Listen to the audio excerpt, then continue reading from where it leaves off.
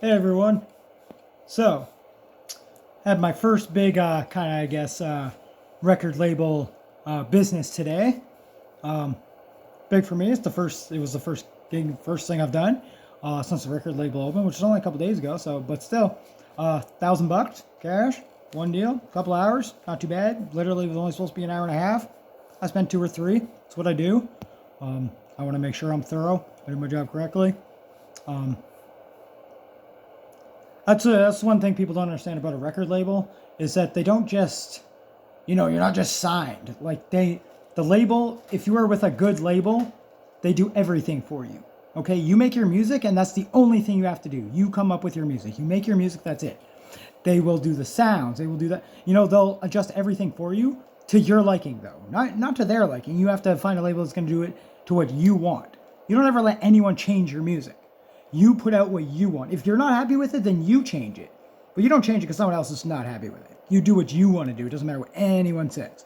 That's the only way your music is going to work, and you're going to get your personal message out, right? You'll feel like a fucking scam or a fake if you make it any other way, and you don't want that. That's not something you want on your conscience, man. Anyway, so did my first big gig today. And like I said, to explain, record labels will do everything. They will promote you. They will market you. They will tell people about you, even just on their daily fucking lives. Anyone that I promote, anyone that I'm thinking of signing, anyone that I'm helping out in any way, especially someone that's handed me money, you better realize that every single person I talk to, it doesn't matter who they are, okay? I'm going to mention your company, your name, I'm going to make sure that they remember you by the time we finish that conversation, even if it wasn't about you. I had to call the bank this morning because of a fraud fucking thing. Someone tried to fraud my business account, okay? So I closed off I had to get all my shit frozen and everything. I had to call the fraud people. It's a 1-800 number. I don't know where this lady lives. I started plugging my record right away to her. You know what? Guess what? The fucking girl's a huge fan of music. She's in Jamaica. She's a Jamaican girl, so I don't know if she's actually from Jamaica, but she could be anywhere in the world, right? It's just a fraud hotline number for the bank. So she could be anywhere in the world. She's definitely not where I live, in the city I live. I started telling her about my shit and even just playing some of my shit in the background. And by the time the conversation was done, she was telling me she's telling all her friends about me. She's going to be looking for my label and my music everywhere. Right? So right there, even if she doesn't tell her friends, that's one person right there. That's another view. That's another person. If she tells anybody, that's another person, another person. They tell anybody, another person, right? That's marketing or promotion. You tell everybody. It doesn't matter if they want to hear it, don't want to hear it, that won't matter. Once it's in their head, once they know, they know. And that's money in your pocket, right? You got to think about that. Every person, even if they don't like your music, even if they hear it and fucking hate you, they're going to know about you. They might tell someone, oh, this guy sucks. But the minute they do, that person's going to look you up. Guess what? That's another view, right? Hate can be used as a good thing too. You just got to know how to do it. You got to know how to twist it. You got to know how to twist people, their thoughts, their opinions. You have to know how to make things work for you, right? Especially in a business. It's not always easy. Sometimes it's really hard. Sometimes you really got to think about something. You got to take a step back. Sometimes things seem like a good idea. And then once you start jumping into them, you realize they're not. Done that a lot in my life. That's why I know what I'm talking about. Trial and error. I've done a lot of stupid shit in my life. I've made a lot of bad mistakes. I'm not a stupid guy. I'm not dumb by any means. I'm very intellectual. But I've made a lot of dumb choices. Some of them by necessity. Some of them, when you're given no good options, you're given bad options and worse options. Sometimes you got to pick just bad. Sometimes you need to pick worse. Sometimes you don't have a choice. But sometimes you never get that good option. And when you don't get that good option, bad is better than worst. It's not good, but it's not worst, right? So I grew up learning that the hard way, of course, like everything in my life. But it's made me who I am today. It's given me very good business sense, and it's made me know a lot about every sort of business. Okay? Like it or not, I grew up trapping since I was a kid, right? Since I was like 10. I was selling drugs, hard drugs, okay? I was selling to guys 7 times my age when I was 10 years old, right? So also the reason for, I guess, my attitude and shit. People always, thought I was an asshole and an attitude and stuff growing up my whole life. And it's like, well, I didn't really have a reason. I had to be. I didn't have a choice. You can't live that kind of life. Anyone that's ever lived that kind of life or knows or is living knows you cannot be a nice guy and trap. You can't. The minute you are, people are going to walk all over you. When you are a fucking 12-year-old with 50 grand of crack in your backpack, you do not want some guy triple your size telling you to give me that shit, and you're leaving with no money or no anything else. You can't have that happen to you, right? So you have to make sure that even at that age, even though you are half his size, a third of his weight, he has to know that if he tries that, you will kill him on the spot by any means necessary, because your life doesn't mean anything and his does to him. Right? That's the other thing. Kind of helps. Not saying that it's good to have nobody, but if you're living that kind of life, it's not good to have friends. It's not good to have family. It's not good to have anybody close, because that's what's used against you. That is what you can use against anybody, right? I'm sorry, but if we are in a deal and it starts to go south, what are you going to threaten me with? You can threaten to kill me, sure, but you have just as much of a chance of doing that, actually way less with all the training and everything I have, of killing me than I do of killing you or your whole family or your son or your daughter, or showing up at a school when you're not around. Or you see, when you have something to lose, there's leverage. You never want to be in a position where someone has leverage against you in any means or sense necessary. Right? If you do, you have to have the means to be able to protect that leverage. Anything anyone can use against you as leverage, you have to have the means, the knowledge, the necessity, and the, I guess, gut to be able to do whatever you have to do. You have to be able to, if someone threatens or attacks your family or your friends or anyone you know, you have to be willing to kill them without a second thought of it. Without even breathing, without even thinking about it. It should come as naturally to you as taking a breath. Not even thinking about it. That's how I am. That is why business works for me. I do not let people play me. I do not let people push me around. And that's, no offense, kind of how you have to be with business. It's cutthroat. It is the same thing as selling drugs. This is what people do not realize. Selling drugs is a business. It's just looked at a whole nother level. But if you apply business sense to trapping, do you realize the money you can make? Some people do. That's why they're billionaires and you don't know who they are. That's why they are where they are. Because they have good business sense and they applied it to what they know. That's the other thing you have to do is, if you're not good at selling drugs, why are you selling drugs? Why are you fronting money and then losing it and then getting yourself in stupid situations? Do what you're good at. Okay, if crime's the only thing you have to do, sure, do it. But do a crime you're good at. If you're not good at breaking houses, you get caught all the time, you're loud, you're this, you're that, don't fucking break into houses. Do insurance fraud. It's way easier. You can find people out there, and again, people aren't going to like me for saying this, like cops and stuff, but you can find business owners out there that own huge businesses, right? And they want that insurance money. They will pay you 20 grand to burn their fucking place to the ground when they're not there in the middle of the night. Even if you get caught, you're getting paid 20 grand. If you don't murder somebody, you're going to go to jail for a fucking week or a night. You get 20 grand, bro. Like, right? Duh. But anyways, some people, again, are too straight to think of it that way or won't. But see, me, it's money. When I think of money, there is nothing I won't do for it. You know, I've lived my life and I've done things that no person should ever have to do for nothing and got nothing out of it. So why the fuck wouldn't I do the same shit or worse for money that could change my life? Right? Just only makes sense to me, money-wise. When you grow up with no money, it's really easy to think of all the ways you can get and make money if you have the chance. Took me 33 years, but I finally got my chance.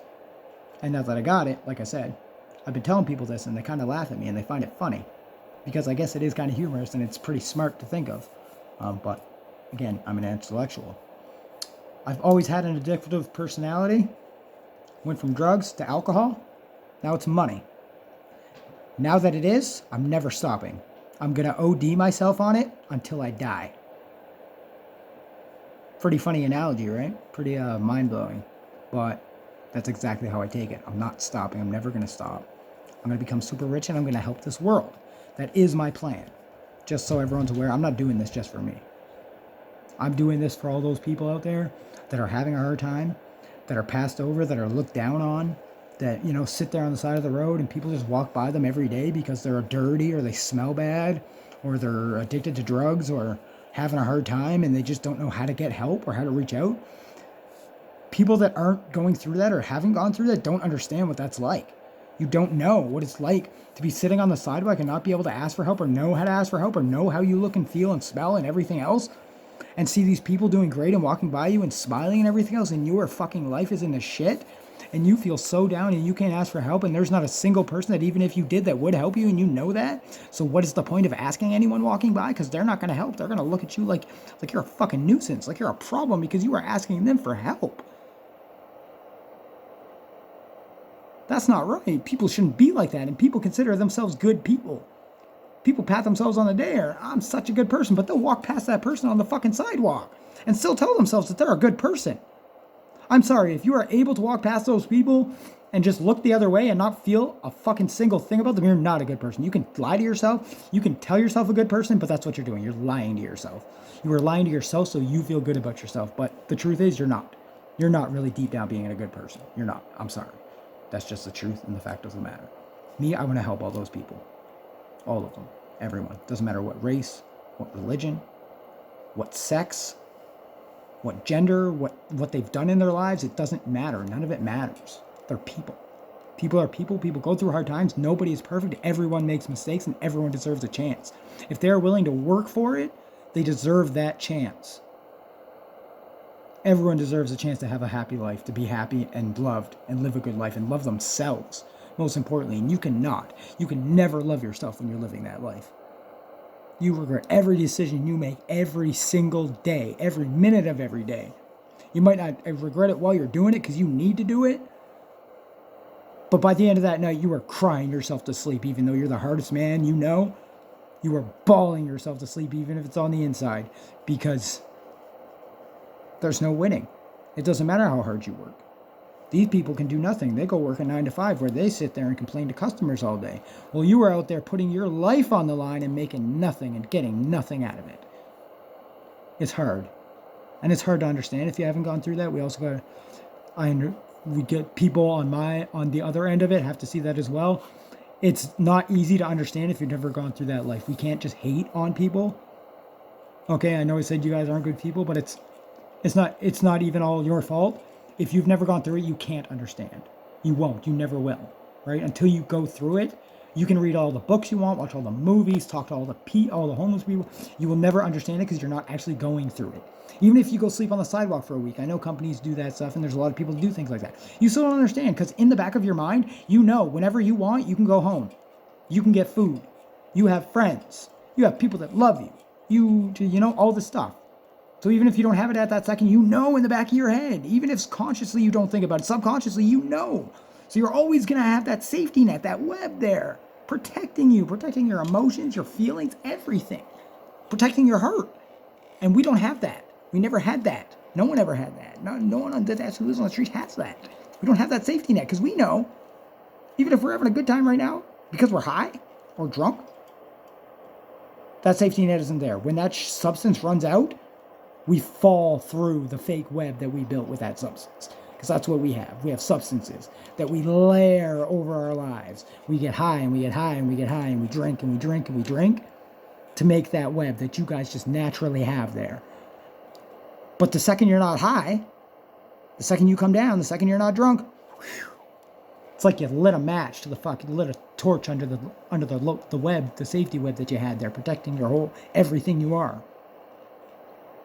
Your whole existence, your whole being. Because you have no real reason for being. No reason to live. Why are you there? You're a waste of society. Even society is telling you that. Alright? You got to think of things from every way. It's hard, but that is how we feel. And I say we because I still consider myself. Yeah, sure. I got an apartment now and I'm doing good. But this just started. Literally, this is facts. Check my bank account right now. It's in the minus, okay? Minus 300 and some bucks right now, okay? That is also because I'm keeping all my money in cash because I don't really trust banks and shit. So it's not that I don't really have money at the moment, but a month ago I didn't. I owed $1,200 rent. I owed $1,000 in ambulance bills because of my health problems. Right? Kind of stupid again that you got to pay when you're fucking dying. You got to call someone to come pick you up. They're like, yeah, sure. We'll come get you if you pay us $450 fucking dollars. Okay, well, thanks. You know, I'll pay that because I have it. You know, I didn't. I don't. Sarcasm. I'll pay because I have it. I have to, though. You got to say you have to. See, you don't do, you know. Or not, you die. That makes a lot of fucking sense, right? Good job, government. Good job, health system. Anyways, so a little while ago, I was completely shit broke. I was so depressed. You guys have seen some of my videos, me bawling, and a lot of that depression was coming from that financial fucking stress, because I was like, sure, I have a place right now, but if it wasn't because of my brother and me and my brother and him helping me out, then I would have been fucked. Any other landlord, they're not going to let you go a month and a half without paying rent. No, I would have been homeless. I would have got my eviction notice, and there would have been no saving me. I would have been back on the fucking streets. Then what was I going to do? What am I going to do for money when I don't have a job? Have a bunch of fucking mental health problems I'm trying to deal with soberly and not ever take any medication again, because my whole life that's what I did. I clouded myself. I clouded everything. I crushed myself, covered it up, and used it as a crutch. Drugs and alcohol. I'm not going to take ADHD medication. I'm not going to take anxiety medication. I'm not going to take depression medication. I'm not going to take PTSD medication. I'm not going to take OCD medication. I'm not taking medication for any problem I have. I'm going to deal with them myself. If you can't deal with my problems, then you can stay out of my life. I don't give a fuck. I'm going to deal with my problems. I'm going to learn to deal with them. And that's just how it is. That's it. Right. So, anyway, you got to, like I said, kind of look both ways, on the situation. But, anyway, I want to help everybody. So that's what 90% of my money is going to go to. I'm obviously going to make money out of it because, yeah, like I said, I deserve it. But I'm going to give back as much as I can. I'm doing an event tonight at Belmont Park, 37th Street, 132nd Ave. I'm going to be giving out food, coffee, snacks for free to everyone. It's just free. Just come, get snacks, get shit. Why not? It's free food and drinks. Coffee, probably. I don't know about cold drinks, also water or something maybe, but yeah. So, yeah, and it's just a start. I want to put money into my McDonald's video. Right? But again, I got to put this money into. And it would be great if people could start helping, because I did post a video and an ad and a thing on my Facebook and everything, and I didn't get one fucking comment, not one person. A burger's $2, guys. $2 fucking dollars. Do you not have $2 in your account? Not to make you feel bad, not to do that, but really, do you not have $2 even in your fucking pocket right now? Or are you gonna buy a coffee tomorrow morning for work instead of buying that coffee? Send the money to me, and I'm gonna buy a homeless person a burger. I think they need the coffee or the burger or the something a little more than you need your coffee in the morning. If you really want, when I have the money again, I'll buy you 50 coffees. Okay? Guaranteed. Like, that's on my word. And I'm a man of my word. I don't ever say anything that I don't mean. So, help out. You're not helping me. This money, I'm not keeping any of it. Not a cent. The money for the burgers is going all to the burgers. If I get more, like I said, all of it, every cent of it is going into McDonald's. And it's going to the homeless people. All of it. I'm going to make a video. I'm going to show receipts of everything, right? So, help out your community. Why not? I'm trying. Help me. If not, fuck it. It's okay. I'll do it on my own. I will. It's not like I've never needed anyone's help for anything I've ever done in my life. I've never asked for a handout. And I'm asking now. It's the only time I ever will, though. If I don't get the help, fuck it. I'll do it myself. But I'll remember that. I'll remember this world, and I'll remember this whole city. And when I do make it and when I'm able to help, I'll remember who to help first. And who doesn't deserve help at all. Obviously. So, anyways, yeah, 37th Street, 132nd Ave. It's by Clairview. If you go to Clairview LRT station and then go right from there, there's Walmart. You go right from there. Belmont Park's right over that way. If you have any Google or any kind of way or know anyone that does, they can find you the place. If you see me, I'm always around this area, Clairview area, yada, yada, yada. This end of the city, because this is the end of the city I live in, northeast, or I don't know, the maps are fucking weird, so northwest, north, south, north, wherever the fuck I live, by Clairview. So I'm always around. I'm always doing music. You'll hear me. If you hear a person rapping out loud or singing out loud or looking fucking weird and doing music, it's me. It's Chris, right? I do my own music, but my main goal is to promote other artists. So my record label, like, sure, I do my own music, but even that, I just do it for fun, You hear, people have been hearing me and watching my YouTube videos like, oh, he's doing covers. He sucks. He's not a real label. No, I'm just doing it for fun. I love music, so I do it. I don't bother putting good stuff up there. It's not even the point. It's not that I can't. I can. I prove it. Anyone that's ever heard me out there on the sidewalk, they fucking videotape me. You'll see videos of me actually rapping, and it's good. I just don't record my own shit for my own public gain, for my own gain. I do it outside to promote the business, to promote others, and because I love doing it. I love music, so I'm always singing and rapping, and I'll never stop doing it. out loud. I love it. I love the sound of my own voice. I love music, okay? It has gotten me, I would not have gotten through life without it. I could say that billion, 100 billion%. There's artists out there that one day when I do meet them, which I will, and shake their hands, I'm going to let them know that they did save my life. Their music, if it was not for their music, and sometimes connecting with me in a way that nobody else could, and that's the thing about music people understand is they explain their own stories, their own lives, and sometimes others, sometimes just things they know about, things they've been through, but they explain that it makes you feel a connection. That you know that somebody else out there understands it. It helps you feel not so alone. I have felt completely alone my whole life, and I know a lot of other people out there feel like that, and that's what music helps with. So if you haven't tried music yet, do it, because you will find someone out there that is going to sing a song or do a rap or play a melody on an instrument that is going to touch you so deep inside, you're going to cry automatically, and you'll know it right away. It'll change your life. It'll touch you, man. Like, sometimes it even changes your whole perspective on how you're looking at things, and that alone can change your life. Anyways, yeah, so sorry, this again, video longer than it's supposed to be. ADHD, I kept going, but yeah, so show up tonight.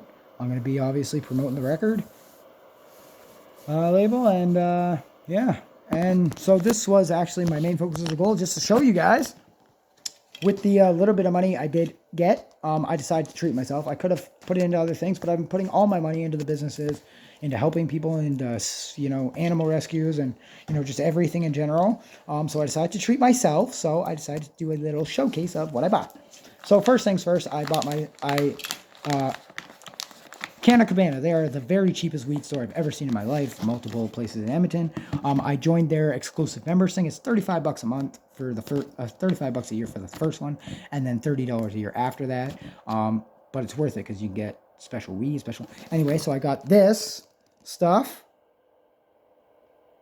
Glazed apricot gelato. It's fucking amazing. I got this Dopezilla limited edition. It's just a bong. And I got these glass jars. Weed holding jars. Not bad. Okay. And of course we had to get the raws. And these I just wanted to try. They're pre-rolls, 2 grams. Then I got this vape thing. I've never vaped before. Actually, anyone that knows me knows. People used to get me to vape just so they could laugh at me. Kylie. I'm not going to say your last name, but she was one of my friends at one point. We stopped being friends. Like I said, I'm always honest, so I'm not going to lie. Sorry, Kylie. I'm not going to say your last name, though. But we were really good friends when I worked at the Cineplex in Edmonton, at the West Edmonton Mall. I was actually a supervisor there for a couple of years. And I worked there for 6, 7, something like that. 6. Scotiabank Theater, West Edmonton Mall. You've probably seen me there, actually. Back in the day, anyways. It's been a couple of years. But we were good friends. But she kind of wanted more. And it's not that I didn't tease that, because I did too, she was cute. I thought she was good looking. But I was going through things with my ex. Me and my ex were not together, but my ex was still living off me half the time. That's a whole story, right? I was letting her live off me for fucking ever, even when we weren't together. We weren't together for 2 years, and she was still living off me, not paying rent and fucking everything else, right? I was trying to help her out, but I was being dumb. I was stupid. I was, not giving up on something that I definitely should have at that point. Sometimes you gotta know when to cap it. But so things didn't work out between me and her. She got a little mad at me because I didn't want to, go further with her because my ex was living with me, which I thought was understandable. To be honest, I thought I was doing the right thing, right? I was going to start seeing her because I knew my ex would have had a fuss. I couldn't have brought her over to my house. I couldn't, my ex got mad at me when I didn't call her the second I got off work, right? Even though we were not together and she was fucking other guys and hooking behind 24/7, right? Even though she didn't need to because I was paying for everything. But, she was just doing what she was doing, right? Trying to hurt me and, hurt people. So is what it is. She had a bad life too. I'm not gonna blame her, shame her for it. But yeah, so it was what it was. We're not friends. But she used to get me to puff on her vape because one little puff of it, I cough for half an hour, 20 minutes, half hour. Like, no joke, like, bad, too. Like, I just took the biggest hit of my life. I'm like, ugh, and I'm crying, and she would fucking die laughing, and she got me to do it like 6 times. People do it to me all the time, though. They find it funny, which I get, I do. And I didn't know, because I was talking to the guy at the weed store, that cigarettes are a suppressant. That's why I can sit there and smoke a whole pack of cigarettes without stopping, but I can't take one hit of a fucking vape. Anyway, I forgot the cartridges, though, so I'm going to have to get a new one. Sorry to continue this. I jumped off again. But this is the tray I got. And this bad boy you can see down here. I decided I'm a boss. Obviously, I'm going to start smoking boss cigars. So I bought one of these Elite humidifier cigar holders. This was actually really cheap. This cost me $30, okay, guys? If you're an Elite member, it was like 28 bucks or something like that. So that's fucking, like, that's real, like, that wood, like, it's beautiful and it's so nice. When I was 30 bucks, I was like, they must be, you know, high or something. I don't know. Well, I mean, makes sense. They're in a weed store, right? Being high makes a lot of sense in a weed store. I would always be high. I know you're not allowed legally, probably, but. And then I bought this grinder. It had cookies on it. And I love that. So, and that's what I did. So I spent $200 maybe on all of that. That's including the ounce of weed. Like 200 some dollars. The ounce of weed alone. And it's fucking amazing. Like, it's really good weed. That I think it's 33% THC. And like 1.8 CBD or something. I don't know. It's really good. It's called Glazed Apricot Gelato. Anyways, fucking boss. Smells really good. Well, I guess I didn't smell it yet. That was a lie, sorry. Like, smells really good. I'm getting ahead of myself. I know it's going to smell good. That's what I meant to say. Sorry, I'm about to open it anyways. But, so yeah, you guys have a good rest of your night. Stop by Belmont Park. Get some coffee. Get some snacks. Some water. I'll see y'all there, hopefully. I'm going to be promoting my label, obviously, record label. Any artists out there, you want to come by? Have a chat? You can start making money. You know, like a lot of money, really soon. I'm pretty picky about who I sign because, like I said, I'll help anyone with their business. Like I said, labels do everything, so you don't have to be signed to my label for me to help you. Like I say, I do coaching, I do musical theory, I do writing, I do rapping. Like, if you know how to write but don't know how to rap, I can help you with that. Do it yourself. Or I can rap for you, because I'm good. Said, don't take my YouTube stuff for it. I'll put the good stuff out there eventually, but I more prefer my good stuff to be, like I said, people just see me out there. So if you really are curious and you want to see what I'm about, just come find me around Clareview. You'll hear me. Guaranteed. You will. Some point during the day. Every day. I always get out there. I'm always doing my music. So at some point in the day, it's never the same time as ever, you know, because I'm busy and I got a lot of shit. But at some point in the day, I always end up out there for a couple hours. So, or in the Belmont Park by my place. Sometimes I go out there just at night, 11 o'clock, you know, when everyone else just for some reason, people go to bed real early around here. I mean, I work 6 in the morning too, 5 in the morning too, but a lot of people go to bed real early around here. So 10, 11 o'clock, you know, everything's dark and everyone's in bed already, but I'll just go to the park by myself, blast my music, and just do my shit. People in the houses sometimes come out, you know, and listen to me and stuff. It's pretty cool. Anyway, so yeah, come find me around. Like I said, you know how to write, don't know how to rap, or any music. It doesn't have to be rap. That's the other thing. People are like, labels, and they think rap automatically, but no. This is any kind of music. I'm well versed in every kind, even foreign language music. I can't speak any foreign languages or no. But as long as you can convey to me what you're trying to say, I can give you a version in English of that music, writing, any style, any genre, and then you can convert that to your language. Also a service I provide. Again, just not on the other aspect. If you feel like you can rap, but you can't write, and you just want written shit, and you have ideas, all I need is a topic, a subject, it could be anything. Or give me an idea of something you would like to do, maybe. And I can write shit up for you and give it to you, because that's the other thing. I've been writing music since I was 7. Legit. Always. My mom used to do these little contests, singing contests and stuff with us in the basement with me and my siblings. because we had two stepsisters as well. So there was 3 boys and 2 girls. And we used to go downstairs and have singing contests. I would always win every single time. We'd put headphones on, pick any song we want, and I always pick the hardest ones, like the really hit your, my mom was Shania Twain and like Celine Dion and Patsy Cline, old country stuff mostly. She also liked Eminem and shit too, though. So my mom was really diverse. I think it's where I get my music love from, because I love every form. It doesn't matter what kind it is. Like I said, I don't even have to be able to understand it. If it sounds good, it sounds good, right? Like, you don't have to be able to understand the words to know the beat, or even just the flow, even if you don't, so. But yeah, if you can rap and you just want something written, reach out to me. I can do that as well. If you need, I also do marketing. I do my own YouTube, obviously. This is where this is going. And I'm very good at marketing, promoting, event coordinating. Like I said, I'm a label, right? So anything under the sun.